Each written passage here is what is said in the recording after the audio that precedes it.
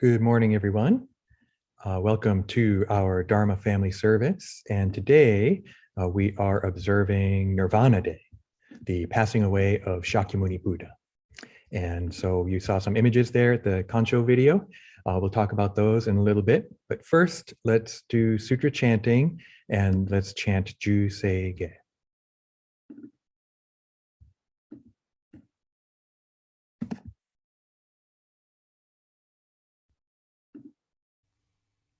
Namandam, namandam, namandam, namandam.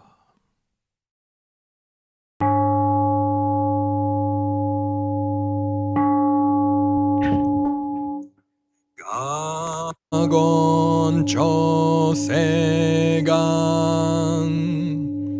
hishimu jodo Shigan fu manzok Seifu joshogak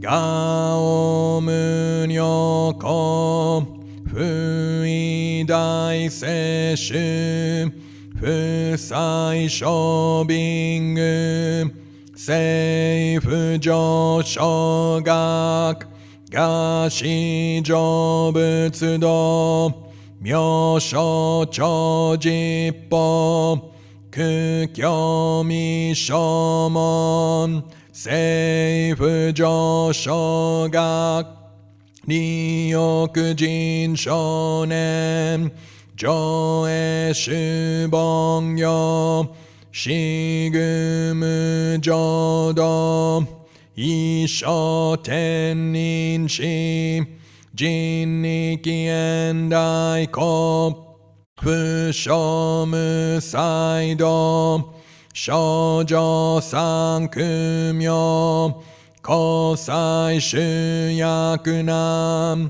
回避知恵言滅死根門案閉塞小悪道津脱前修門高僧上満足異様の実法日月主樹期天候音符言一種解放像公正苦毒法上大集中説法ししく供養一切物具足主徳本元年出上満徳意三害用女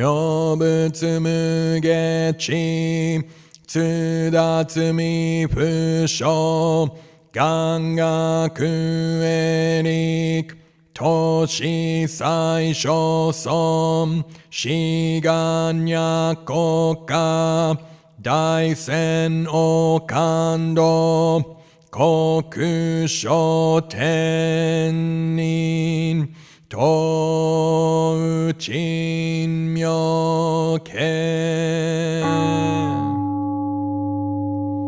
ナモ阿弥陀仏ナモ阿弥陀仏ナモ阿弥陀仏ナモ阿弥陀仏ナモ阿弥陀仏ナモ阿弥陀仏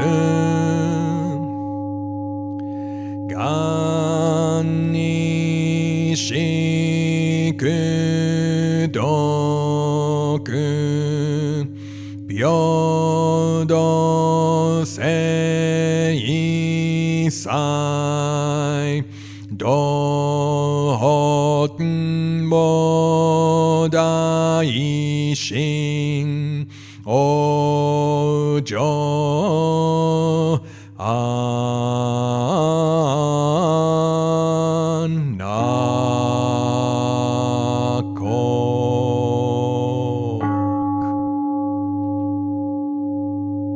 Namo Amida Butsu. Namo Amida Butsu. Namo Amida Butsu. Namanda, namanda, namanda.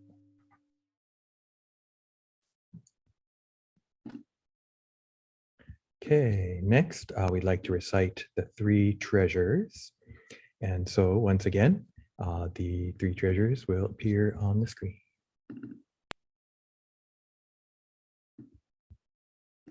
The three treasures. Hard is it to be born into human life, now we are living it. Difficult is it to hear the Buddha Dharma, now we hear it. If we do not deliver ourselves in the present life, no hope is there that we shall be freed from suffering and sorrow in the ocean of birth and death. Let us reverently take refuge in the three treasures of the truth. I take refuge in Buddha. May we all together absorb into ourselves the principle of your way to enlightenment and awaken in ourselves your supreme will. I take refuge in Dharma. May we all together be submerged in the depth of the doctrine and gain wisdom as deep as the ocean. I take refuge in Sangha. May we all together become units in true accord in your life of harmony in a spirit of universal oneness, freed from the bondage of selfishness. Even through myriad ages of kalpas, hard is it to hear such an excellent, profound, and wonderful doctrine. Now we are able to hear and receive it. Let us thoroughly understand the true meaning of the Tathagata's teaching. Namo Amida Butsu. Namo Amida Butsu. Namo Amida Butsu. Namanda Butsu. Namanda. Namanda.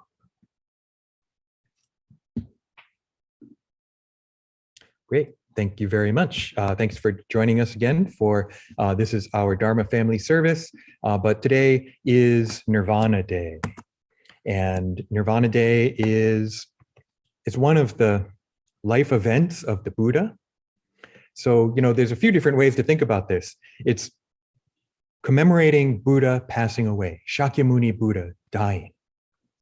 And so we find it in text, we find it in artwork, and I'd like to share some artwork, but just kind of thinking about these life events. I was looking at the Mahaparinibbana Sutta. So that's the Pali version, the Theravada version of this story. And there's a part in there when Shakyamuni says, after I'm gone, there are 4 places people should visit. Visit the place of my birth. Visit the place where I attained enlightenment. Visit the place where I first set the wheel of Dharma turning. And visit this place where I pass away. So kind of interesting. The text puts it in terms of pilgrimage, right? That these are important places, locations that you should try to go to. People do that still, right? They go to India to visit these places. But we can also think of it in terms of our special services. So Hanamatsuri, a couple months, Buddha's birthday. Right? Bodhi Day that we just did a couple months ago. We do it in December, Buddha's awakening.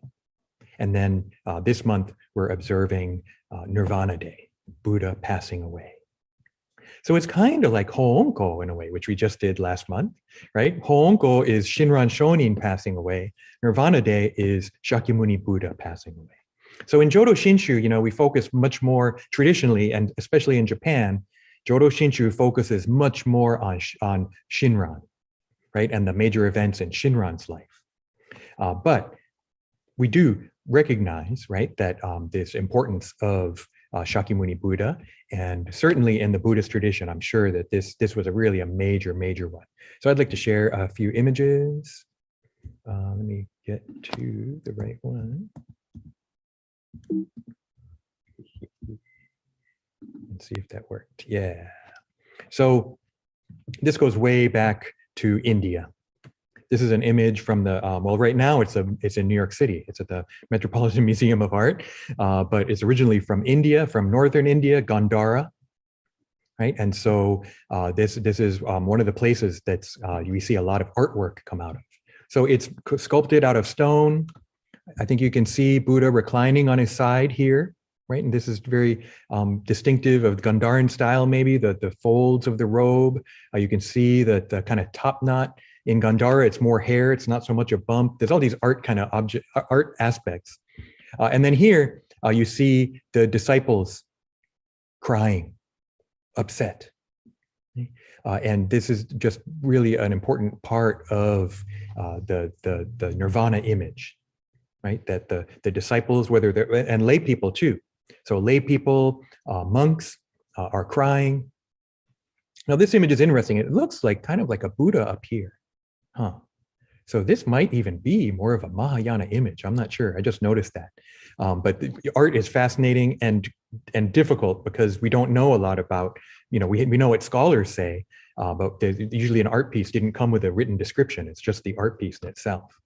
There's another figure here that in the description of this piece on the website, it said everyone was upset except this seated monk. And this seated monk had attained awakening, and so he understands all created things are impermanent, so he's not sad. But I did some digging. They gave the name, and I don't think that's quite the right story. He's actually the last non-Buddhist for Buddha to kind of debate with and preach to, and he's the last person to attain arhatship. So he actually listened to the Buddha. He's 120 years old. He comes to the Buddha and talks to Buddha, attains awakening, and then it's like, Buddha's going to pass away, so I better pass away first. So he's actually dying or has died in this image. So just these fascinating stories about the Buddha. Now, this idea of people crying, we see also in the more Mahayana image. And so this is a wonderful card that a temple member gave me. And you can I'll give you a detail in a second, but you can see Buddha lying on his side, right? And the trees, surrounded by the trees. There are some celestial beings up here. There's the lay people and the monks, and even like demons and gods are all clustered around. And then I guess in Japan, it's the animal images become part of the image. And so even the animals are crying. And I've talked about that before, but this time I want to focus more on the people. This is more of a close-up. So it's not so clear, but you can see these figures whose skin is white, and those are more like bodhisattvas. And then you also see all these disciples, monks, and lay people, and the animals all crying, right? All upset. Now, this is definitely a Mahayana image. It's from Japan. And so Mahayana ideas of Buddha's nirvana are kind of different. They put more of a Mahayana spin on it. One is Buddha nature. The idea that all beings have Buddha nature comes from the Mahayana version of the Nirvana Sutra. So I mentioned the Mahapariনিbbāna Sutta, right? That's Pali, Nibbana. But in Sanskrit, it becomes Nirvana, and Sutta becomes Sutra, right? So this Mahayana text introduces the idea of Buddha nature, that all beings have Buddha nature, although maybe not 100%. And then also this idea of more of these beings like bodhisattvas not being upset, not crying, right? Having this insight. This is one of my favorite images. I hope you can see the whole thing. Maybe I'll turn this off. This is Japanese, late Edo period, so maybe 1700s, 1800s. And it's so cool. Look at this crowd of people. Right? It looks like a manga, right? The Japanese cartoons, right? And I just love the drawing style of the people. And then, this piece of the Nirvana image. So look how huge it is. It's up on this giant wall. These images were huge, right? My copy I'm holding in my hand, but that's not what the original is. This is actually at the Boston Museum of Fine Arts, and I'm sure it covers an entire wall, just like this one. Right, you can see Buddha reclining here, and you can see the monks crying and the people surrounding, and you can see the animals, the elephant, right? So what a fascinating, wonderful image of this scene. And all these people coming to the temple to view it. So this Nirvana Day is part of the calendar of Buddhist temples. And it's an opportunity to hear the Dharma. Right? It's yet again another opportunity to hear the Dharma and to reflect. So one more image. This is the image that we used for Instagram. Mayumi's been doing the Instagram page, posting on there. And so I have this image that I took at the San Francisco Asian Art Museum. And I was kind of thinking, you know what? This image is in a case. I'm not, and I went digging through my pictures and I couldn't find where this image is from. It's probably Thailand or Burma, maybe Sri Lanka, right? And one of the Theravada countries, maybe even Cambodia. But it's kind of different than the Mahayana ones. But even in Theravada, they have this reclining Buddha image. And it's in a case, a glass case. So if you look carefully, you can see reflection, right? You can see people. And at first I thought maybe we should blank that out. Is there some way we can get rid of that? Because you can see my hand. I'm holding my hands here. I'm holding my iPhone, taking the picture. You can't quite, yeah, you can see my eyes maybe, and my glasses, my hair, not the hair I have now, right? My hair from like 6-7 years ago. And so I thought we should maybe take that out. But then I realized, no, it's about Buddha. But for me, it's about me, right? And this idea of reflection, two different meanings of reflection. My reflection in this picture, I'm in this picture, right? It's not something separate. It's not an objective view of, that we can just see the image as if it's in this pure realness. No, I'm part of it. I'm taking the picture, right? That it doesn't have meaning until it becomes part of my life. It's not just knowledge. It's not just objective knowledge or facts, right? That Nirvana Day, all our services are to be taken to heart, right? To be taken into my life. And so that's my last image. Thinking in those terms, Shinran has another spin on it too, right? There's Theravada. So the Theravada idea, one of the ideas in Theravada, Ananda, right? One of Shakyamuni's main disciples, actually even his cousin. Ananda is the one who memorizes all the Buddha's sermons and recites them so that we have the sutras.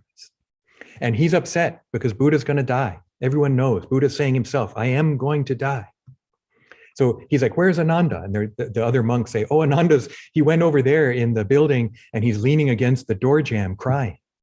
So he says, go get him, bring him back here, and says, enough, Ananda, do not grieve, do not lament. For have I not taught from the very beginning that with all that is dear and beloved, there must be change, separation, and severance?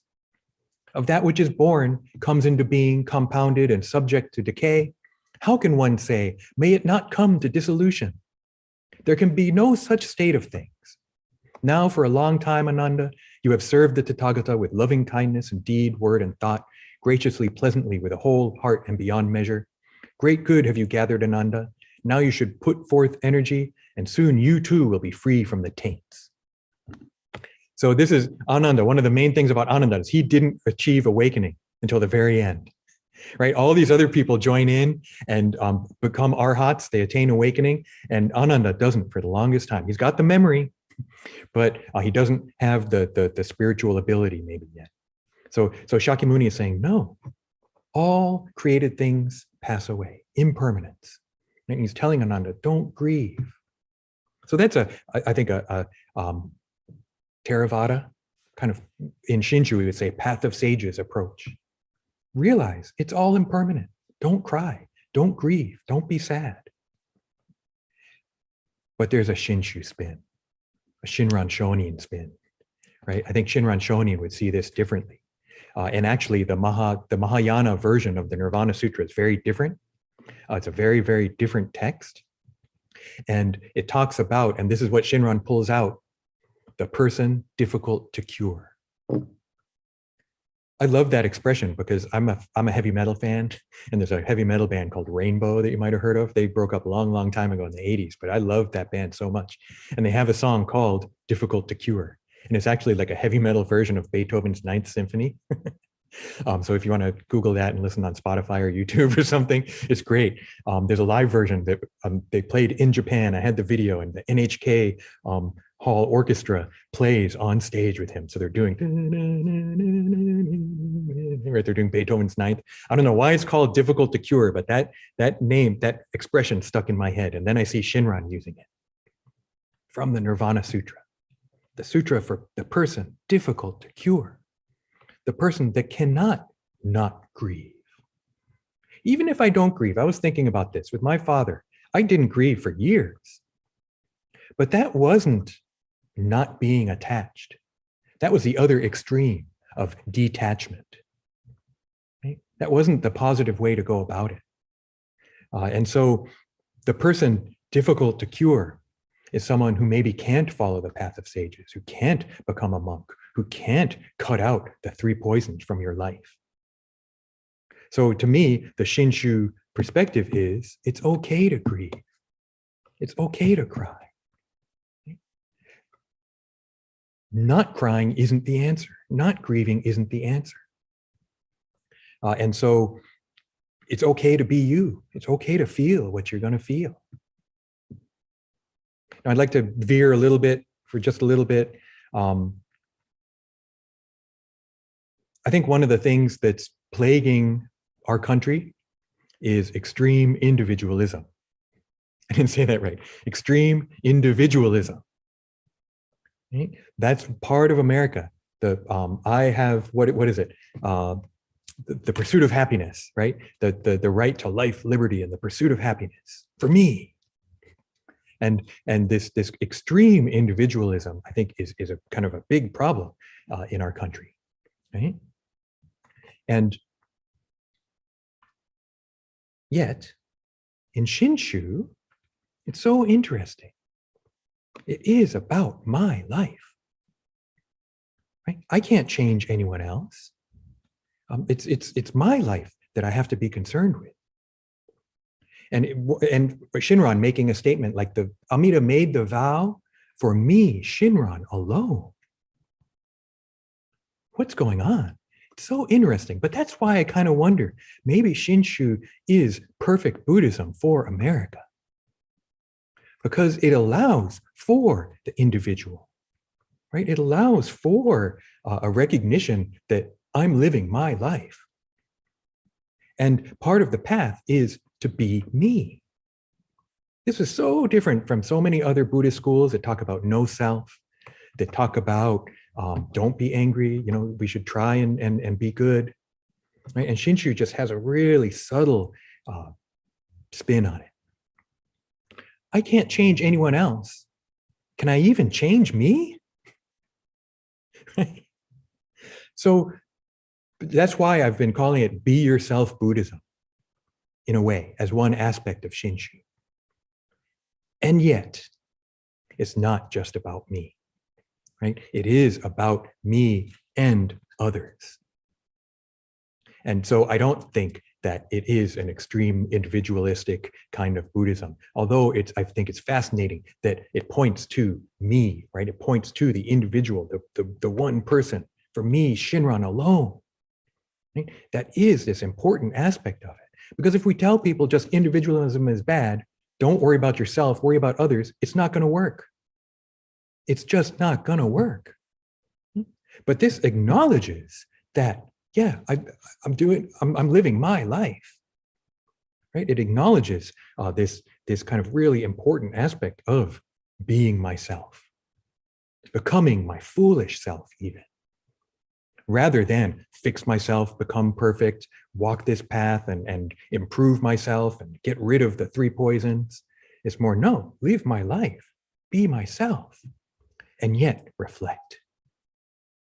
So that picture with me taking the picture of the Buddha, that's my whole life. Me out in the world, me being with others, me trying to be aware of my impact on others. Right? Me living my life as best I can, but making mistakes. But not being like, yeah, who cares? Right? Make the mistake, but then also own up to it. Right? Make the mistake. Maybe you hurt someone else, but you got to acknowledge that. You got to realize that, oh my gosh, what I did, it just hurt someone. Now, it doesn't mean, so don't do that again. I don't want to hurt anyone. I'm not going to hurt anyone ever again. I'm not going to be able to do that. And yet, realizing it's the other maybe that changes me. When I realize, wow, I hurt someone by doing that. And then I realize, I don't want to be like that. I don't want to do that. That's not me changing myself. That's the other changing me. Right? I'm being changed by this interaction. I'm being changed by the other.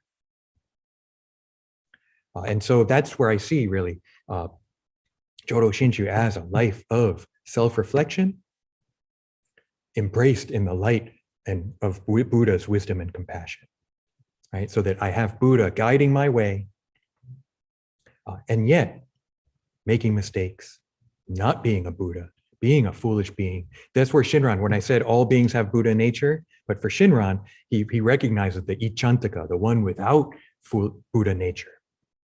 And he sees himself as that. I'm not going to become a Buddha by myself. I only become a Buddha because of something other. And so that's interesting too, huh? Other power, Amida Buddha. And yet maybe everyone else is part of that other power coming to me. So this acknowledgement of others, that's where I think we move out of extreme individualism and realize, no, I exist with others. I exist in a community. And the more people I interact with, the bigger my community gets, the better. That's why church is so important. That's why it's so hard being away from church and not being able to see our fellow Sangha members in person, right? Because this is part of what Buddhism offers us, the Sangha, right? This community. It's, America's really hurting, huh? And I think a lot of it is because our communities our idea of community is just shriveling up. I'm getting this from talking to other members too, right? Who really see people who just abandon their elder family members in a nursing home and just go walk away, right? Just chasing after money, unhindered greed. Right? And so Jodo Shinshu, to sum up, be yourself, right? That's all I can be. Live your life, and yet listen to the Dharma, reflect on yourself, reflect on your impact on others, right? Realizing, wow, Buddha was there all the time. It's coming to me all the time. For Nirvana Day, realizing, when I've done that for my Bushin articles sometimes, right? Picture of that Nirvana picture. Some people are crying, some are serene. Where am I? Where would I be in that picture? If I'm going through that loss now, realize it's okay to be one of those ones crying. It's okay, right? We can think and listen. Buddha says, all things are impermanent. Okay, okay. But if you can't grab that and be that, it's okay. Right? That it's okay to have attachments. It's okay to grieve. Now, we don't want to go too far in that direction too. So that's what Buddhism is always doing, that bringing us back to the middle. Maybe that's part of Gassho too. I want to thank you all very much for listening to my exploration of Nirvana Day. It's an exploration of grief, but also thinking, and I'm grieving because of the rampant individualism, racism, just the horrible, horrible things that are going on in our country and in the world right now that are just not okay. But if we're going to get through it, we have to get through it together. And I hope that Buddhism is part of that process because of these various teachings. So why don't we conclude with Gassho, putting our hands together, walking the middle way with the teachings of Shakyamuni Buddha and Shinran Shonin leading us. Namo Amida Butsu. Namo Amida Butsu. Namo Amida Butsu. Namo Amida Butsu. Namo. I'll just give a shout out to Federation of Buddhist Women's Association. I'm wearing the FBWA Wagesa, the robe. I thought, driving around and they see California poppies all over the place, right? And so I believe our own Reverend Michael Endo helped select the poppy as part of the design of this Wagesa. And so that's one of my favorite things about it, right? Is you can see him down here too. It's also got Golden Gate Bridge on it. So it's Bay Area involved too. But just, climate change is real, but enjoy the weather out there and our BWAs, our Buddhist Women's Associations, are so important. So I just wanted to acknowledge that. And now let me hand it over to Robert Noguchi for announcements. Hey, good morning, everyone. Thank you very much, Sensei. And let's see, I want to share my screen. Okay. All righty. Once again, thank you very much to everyone. Welcome to the Buddhist Church of Oakland. Couple of announcements coming from the Buddhist Church of Oakland. Actually, this is from JSA. Their 31st annual Crab Feed to Go will be happening in just about 2 weeks on Sunday, February 27th. I guess it is 2 weeks. Pick up between 1 p.m. and 4 p.m. at the JSA offices in Emeryville. If you'd like to more information about that, go ahead and contact them. And this is on our website. Going to the Buddhist Church, Buddhist Churches of America, the BCA website, there's a couple of events happening. A series of gatherings for college students and young adults to engage in conversation with Jodo Shinshu Dharma teachers. This is called Buddhism Beyond Gratitude.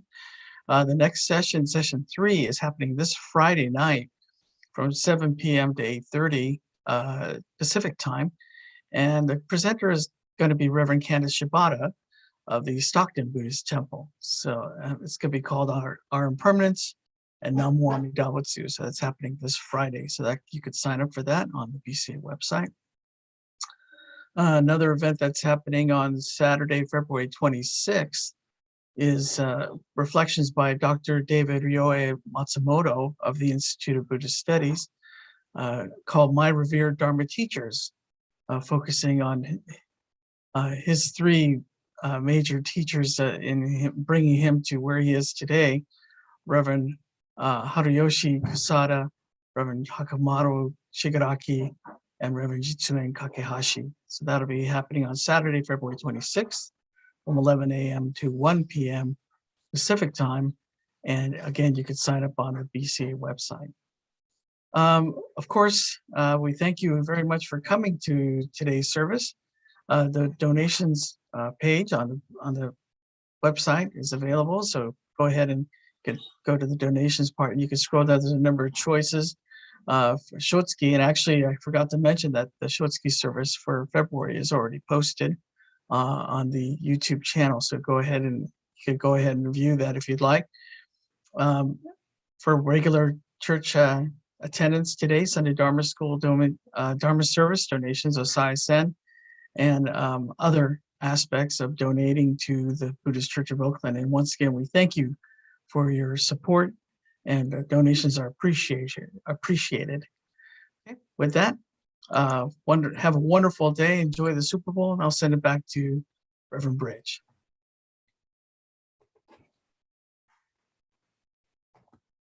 Oh yeah, the Super Bowl. Happy Valentine's Day too tomorrow. Stuff that I'm like, whatever, but I know it's good for some people. I want to thank you all very much, everyone, for joining us for our Dharma Family Service and Nirvana Day observance. Let's conclude the service with Gassho, reciting the name of the Buddha. Namo Amida Butsu. Namo Amida Butsu. Namo Amida Butsu. Namo Amida Butsu. Namo. Okay, bye-bye.